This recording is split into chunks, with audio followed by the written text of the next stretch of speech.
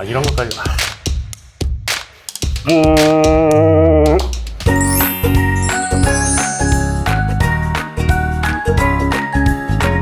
안녕하세요. 써니의 리서치 뽀개기 3회차 시작하겠습니다. 오늘은 하이투자증권의 조선의 왕으로 불리고 있는 변용진 애널리스트 모시고 조선주에 대해 이야기 나눠보겠습니다. 연구원님 안녕하세요. 안녕하세요. 하이투자증권 변용진입니다. 네, 자기소개 간단히 좀 부탁드립니다. 하이투자증권에 입사하기 전에 예전 대우조선해양, 현재 하나오션이었던 회사에서 9년간 근무를 했습니다. 그리고 이제 하나오션의 그 대주주인 하나에어로스페이스에서 역시 3년간 근무를 하고 작년 말에 하이투자증권에 합류를 해서 조선업을 커버를 하고 있는 애널리스트입니다. 네, 연구원님 그 뼛속까지 뱃사람으로 알고 있어요. 실제 조선소에서 경력도 굉장히 오래된 걸로 알고 있는데 오늘 방송 어느 때보다 생생한 방송 기대됩니다. 네, 열심히 하겠습니다. 네, 오늘 방송 힘차게 시작하게 연구원님 백고동 소리 내면서 한번 시작해 볼까요?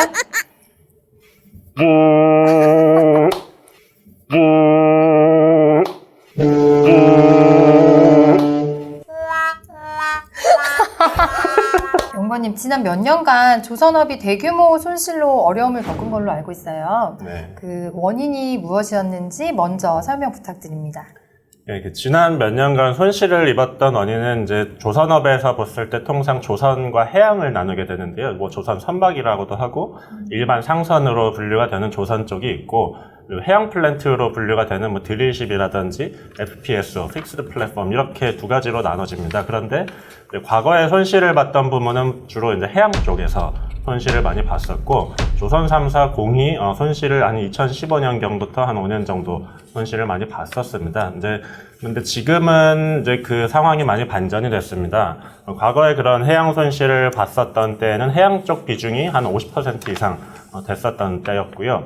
지금은 거꾸로 상선 쪽 비중이 한 80%를 넘어갑니다. 그래서 과거에는 단적으로 그냥 짧게 말씀을 드리면은 해양 쪽에는 아무래도 리소스도 많이 들어가고 공사 난이도도 높고, 그렇기 때문에 한꺼번에 좀 여러 가지의 그런 해양 플랜트를 수주를 하고 공사를 하면서 좀 어려움이 있었고 손실을 많이 봤다고 하면은, 지금은 상대적으로 한국조선소가 잘하고 또 이제 여러 척을 동시에 같은 설계로 짓는 뭐 그런 시리즈 효과를 볼 수 있는 상선 쪽을 위주로 하고 있기 때문에 과거와 같은 그런 손실이 날 우려는 거의 없다고 보셔도 되고요. 또한 그 손실에 기반이 되는 그 성과 또한 과거에 비해서 한 30% 이상 오른 상태이기 때문에 앞으로 조선소 실적은 쭉 한 2025년에서 6년경까지는 우상향할 것만 남아있다고 보셔도 될 것 같습니다. 올해 조선업 그 흑자 전환 뉴스가 많이 나오는데요. 10년 만에 최대 호황이자 어쩌면 한국 조선사의 마지막 호황일 수도 있다는 그런 기사도 본 적이 있는데, 실제로도 실적이 어떻게 좋아질 걸로 예상하시나요? 예, 일단 그 마지막 호황이라는 말은 일단 맞지 않을 것 같고요. 왜냐면 조선업이라는 게 기본적으로 사이클 산업입니다. 부침이 있고 올라갈 때가 있으면 내려갈 때도 있지만 마지막 호황이다. 업이 여기서 끝난다. 이렇게 보기에는 굉장히 어렵고요. 지금이 좋아지는 게 사실입니다. 앞으로 다시 다운턴이 올지는 모르겠지만 필연적으로 올 수밖에 없겠지만 그거는 당장은 가시적으로 짧은 미래에는 보이지는 않고요. 실적 같은 경우에는 아까 말씀드렸다시피 한 3년 전, 과거 2, 3년 전에 비해서 성과가 굉장히 올라가고 있는 상황이고, 기본적으로 조선업에서 수주를 하고 나서 실적화가 되는 게 1년, 2년 후기 때문에 앞으로 한 2, 3년 후에 그런 실적도 좋을 거는 거의 자명한 사실이고요.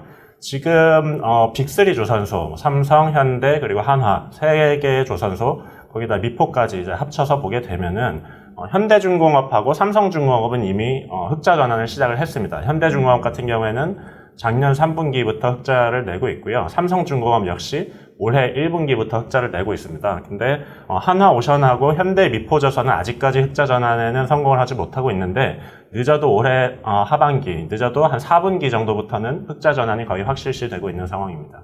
네, 조선 쪽은 보통 한 사이클이 한 30년 정도로 되는 걸로 알고 있어요.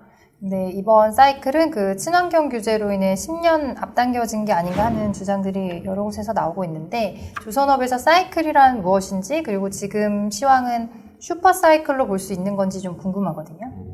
일단 슈퍼사이클이란 단어에 대해서 뭐 최근에를 비롯해서 굉장히 좀 많은 얘기가 있었는데 기본적으로 요새 말하는 슈퍼사이클이라고 하는 건 2000년대 초반에 중국의 WTO 가입 이후에 이제 전 세계적인 물동량 증가와 함께 힘입어서 한국조선업이 수혜를 받았었던 그런 대규모의 이제 발주 증가, 그런 사이클을 가리킵니다. 근데 지금 기대하는 사이클은 그런 정도의 슈퍼 사이클은 아니고요.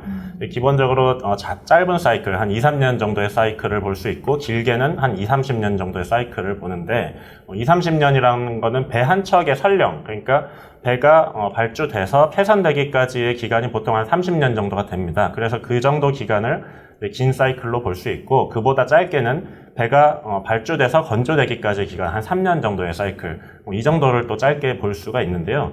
지금은 그런 2, 30년 정도의 긴 사이클이 다시 길고 큰 사이클이 다시 돌아올 거라고 기대를 하는 것은 아니지만, 과거에 워낙에 저희가 뭐 아까도 말씀드렸지만 손실을 많이 봤었던 그런 다운턴이 있었고, 그런 것들을 감안했을 때 지금은 확연히 업사이클은 맞다고 보고 있습니다. 그리고 조금 더 자세히 말씀드려서 과거의 그 슈퍼사이클에는 거의 대부분의 선종이 발주가 증가를 했습니다. 탱커하고 벌커 위주였긴 하지만 다른 대부분의 선종들 발주가 다 증가를 했었는데 지금은 선종별로 양상이 좀 다릅니다. LNG 같은 경우에는 좀 플랫하게 발주가 나와주고 있지만 컨테이너 같은 경우는 작년을 거의 고점으로 해서 발주가 좀 많이 감소를 한 상황이고요. 그런데 앞으로 올해에서 한 내년 정도까지의 사이클은 저는 한 탱커, 즉 이제 원유 운반선 그리고 제품 운반선들, 그런 이제 소위 말해 기름을 운반하는 그 유조선들 위주로 발주가 증가를 할 걸로 보고 있고요. 그렇게 이렇듯이 전 선종이 증가를 하는 빅 사이클은 아니지만 탱커 위주의 좀 작은 규모의 사이클이 올 거라고 보고 있습니다. 세계 1위 자리를 위협받는 한국 조선업에 대해서 좀 얘기 듣고 싶은데요. 중국이 뭐 다 따라왔다는 얘기가 있는데 한국 조선업의 경쟁력은 지금 현재 어느 수준인지 좀 연구원님 의견 듣고 싶거든요. 네. 제가 조선해양공학과 03학번인데요. 중국이 한국을 다 따라왔다는 얘기를 입학할 때부터 들었습니다. 그래서 입학할 당시부터도 주변 어르신들께서 뭐 조선업이 뭐 중국에 따라잡힌 거 아니냐, 왜 가느냐, 뭐 이런 말씀을 그때도 하고 있었고요.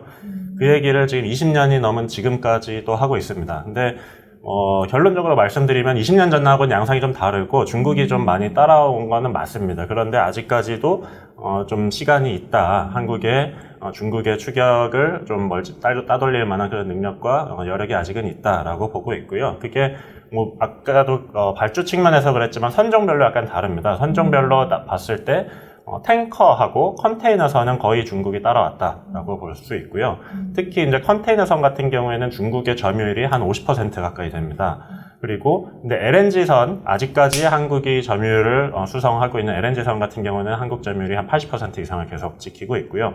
다만 그 작년에 좀 우려스러운 뭐 일이랄까 뭐 그런 상황이 발생을 했는데 전 세계적으로 발주하는 LNG선 가운데 한 거의 30% 가까이를 중국이 수주를 했습니다. 근데 그거를 자세히 뜯어보면은 결국은 대부분 중국 관련 선사 혹은 중국의 그 자본이 들어간 선사들이 발주를 했고요. 아직까지 글로벌 선사에 LNG선 중국 발주는 없다고 거의 보셔도 무방합니다. 그리고 중요한 거는 중국이 수주는 받았는데 건조를 하기까지는 아직 시간이 남아 있습니다. 중국이 그거를 건조를 제대로 할 수 있을까에 대한 굉장한 의문이 있고, 과거에 유일하게 중국에서 LNG선을 건조할 수 있었던 그 후동중화라는 조선소가 있는데, 그 조선소의 건조 실적이 1년에 3척이 안 됩니다. 평균적으로 한 2.3척 정도를 건조를 해왔었고, 근데 앞으로 그 수동중화를 포함해서 여러 군데의 조선소가 LNG선을 수주를 받았는데, 그 조선소들이 인도를 해야 되는 LNG선이 내년부터는 거의 10척 가까이 됩니다. 그래서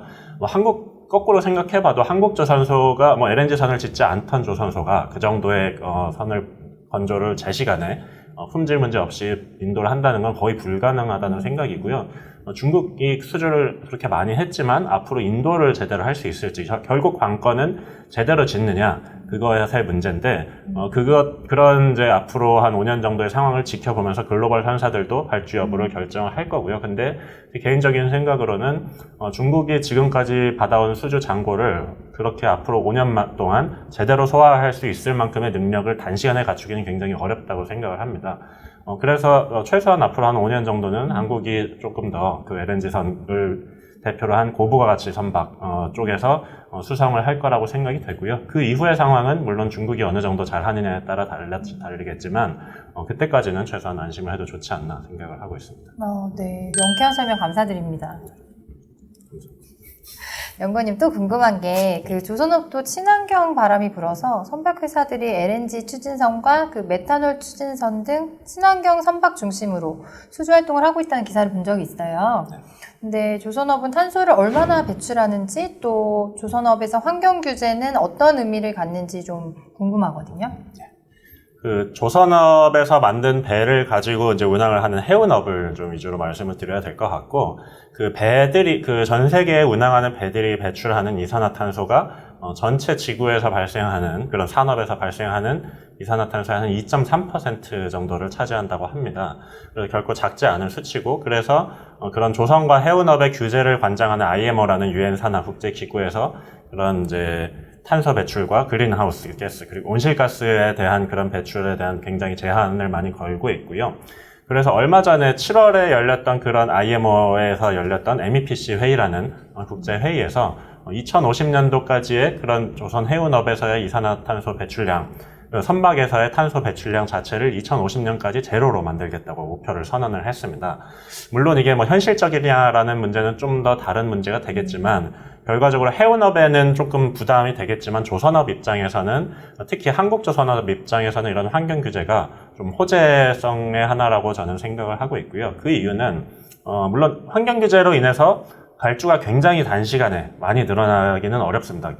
구조적으로 물리적으로 조선업이라는 게 배를 발주를 해서 바로 건조를 하기는 어려운 그런 산업이고, 지금 발주를 하더라도 최소한 2년 정도의 시간이 걸리고, 발주가 된 배를 당장 뜯어 고치거나 그렇게 폐선을 하거나 그런 조치가 어렵기 때문에 조선업에서의 그런 환경 규제란 굉장히 장시간의 사이클을 가지고 볼 수밖에 없는 상황이고요. 그렇기 때문에 그런 환경 규제 규정 자체가 굉장히 강화가 됐다고 하더라도 당장 산업에서 피부로 느끼기는 어렵습니다. 근데 한국조선업 입장에서 그런 환경 규제를 저는 어떤 측면에서 보냐면, 기본적으로 중국과의 차이를, 중국하고 뭐 일본도 일부 있겠지만 그런 경쟁자와의 차이를 계속적으로 유지할 수 있는 그런 요인 중에 하나다라고 보고 있습니다. 왜냐하면은 그렇게 환경 규제에 의해서 결국은 조선업에서는 추진 연료를 바꿔야 됩니다. 아까도 말씀하셨지만 뭐 LNG 추진, 뭐 메탄올 추진, 암모니아 이런 식으로 추진 연료가 궁극적으로는 이제 수소까지 갈 거고요. 그래서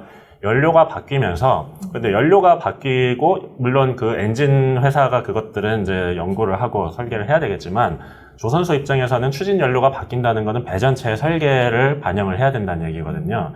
그래서 엔진만 바꿔서 갈아 끼면 되는 게 아니고, 당연히 그 엔진을 공급하는 연료 공급 시스템, 그리고 그거에 연관된 뭐 선형이라든지 그런 배 전반의 설계 전체를 다 반영을 해서 감안을 해야 되는데, 그런 설계 능력 자체가 한국을 아직 다른 나라들은 따라오기가 어렵습니다. 그래서 뭐 엔진을 바꾼다는 것 자체가 기본적으로 그 기존에 해오던 설계를 계속적으로 변형을 하고 반영을 해오면서 그렇게 선주대의 요구를 적용을 해야 되는 부분이 있고요. 그런 측면에서 연료가 계속 바뀌기 때문에, 한번 지금 LNG로 거의 대세가 많이 됐지만 앞으로 올해는 메탄올이 많이 나오고 있고, 그 뒤로는 암모니아 수소까지 나올 겁니다. 그렇게 계속적으로 연료 트렌드가 바뀌면서 한국조선소의 그런 이제 기술적인 우수성, 설계적인 능력이 계속 유지가 될 거고요. 그런 부분에 있어서 그런 경쟁자와의 격차를 계속적으로 벌리는, 아까 그 중국과의 차이에 대한 뭐 그런 답변이 일부 될 수도 있겠는데, 그러한 맥락에서 한국 조선소의 경쟁력을 계속 유지시켜 줄 수 있는 그런 요인이라고 보시면 되겠습니다. 조선업은 그 대표적인 노동 집약적 산업이라고 하잖아요. 네. 근데 실제로 사람이 이걸 하기 위해서 얼마나 필요하고 얼마나 중요할까요? 일단은 한국조선업에서 한 피크였던 한 2014년에서 한 2015년경 그 한국조선업의 종사자 수가 한 20만 명 정도 됐다고 지금 집계가 되고 있고요. 뭐 가족들을 포함하면은 뭐 60만 명, 70만 명 이상이 되는 그런 굉장한 숫자라고 보실 수 있고, 지금은 그 숫자가 좀 많이 줄었습니다. 작년 말 기준으로 한국조선업 종사자가 한 9만 명 정도 되는 걸로 제가 파악을 하고 있고, 거의 반절 가까이 줄었는데, 그게 한 조선소로 봤을 때는 그 빅3 조선소, 제가 근무를 했었던 대우조선해양의 그 피크 때는 거의 한 5만 명 정도가 근무를 했었습니다.